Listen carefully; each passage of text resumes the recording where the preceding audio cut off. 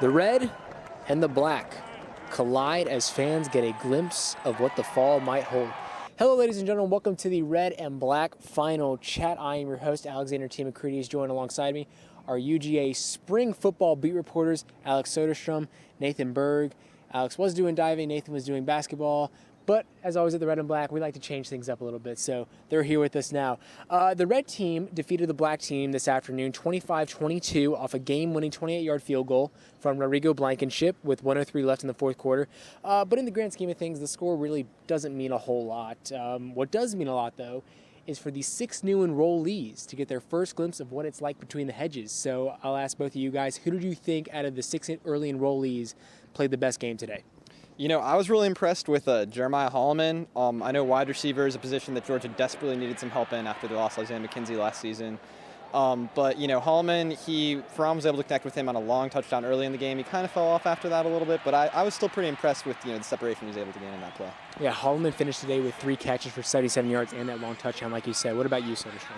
I'm kind of going on the flip side of that. I think Jake Fromm was really impressive. It's definitely way premature to say that there's any kind of quarterback battle, that Jacob Eason's starting spot is in jeopardy. But I think he was really impressive. He commanded the offense, and he had no interceptions, which I think is a big deal. Jacob Eason can't say the same thing. Yeah, absolutely. Fromm ended the day going 14-23 for 277 yards and 2 touchdowns. And the other 2017 commits will join the team here in the fall. Moving on, something we didn't see a lot from Georgia in this game that we'll definitely see a lot of in the fall is them running the football. Nick Chubb and Sony Michel didn't get a lot of carries today, but that was to be expected. Brian Herrien did most of and Elijah Holyfield did most of the work on the ground. With that being said, though, the offensive line didn't look that great today.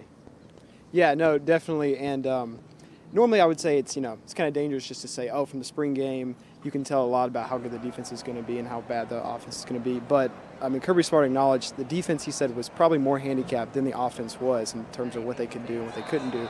So to see the offensive line kind of get pushed around and the defense really getting after the running back and the quarterback, it's not a good sign for the offensive line.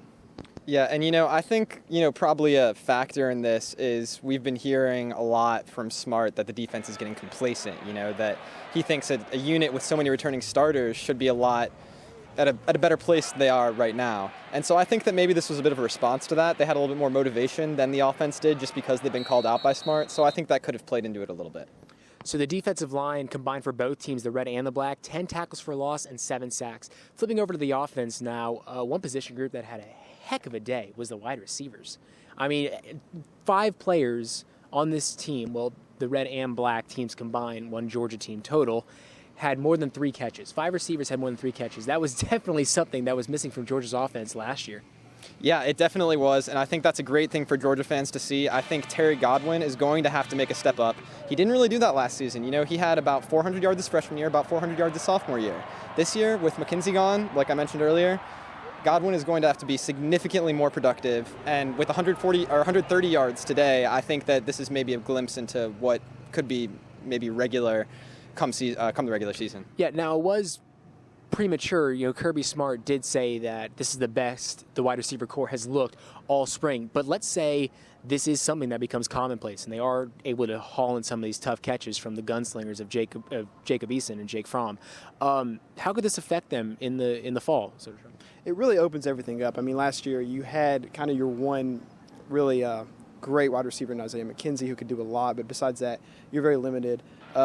Having guys like, Jeremiah Holloman stepping up, if Terry Godwin can make a leap, and then also I thought was really impressive was Javon Wims getting a lot of targets today from Jacob Eason.